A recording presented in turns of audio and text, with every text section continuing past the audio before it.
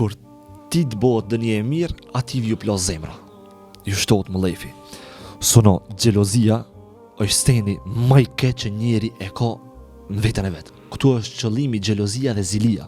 Se xhelozia për din të Allahit po. Se me ta hek xhelozin krejt nuk ban me ta hek xhelozin. Ti po xhelozi për familjen tane, xhelozi për nderin tan, ti po xhelozi, ama xhelozi për të kundërtën e dikujt, kjo është puna më e keqe.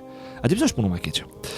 Disa njerëz non stop thonë kanë xhelozi mu, anë të vërtet ai kiti ka xheloz. Do thonë, kjo është e kundërta. Poenta e kësaj na di që është.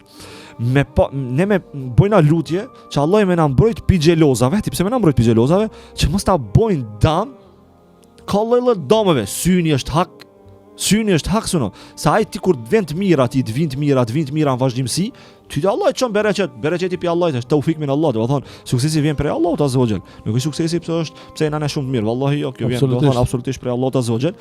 Edhe kur kiti xheloza vazhdimsi karshiteje, me një anë ti bosh më i fortë, pse bosh më i fortë? Mësohesh me luftu vet, edhe mësohesh me agra vet punës. Ama puna tjetër është që qatë shumë ato mbillin rrezikshmëritë e ti, edhe pse mbillin, se njerëz xhelozë janë të rrezikshëm. Ai me çdo mënyrë ty do me ta marr atë mirën që ti e ke.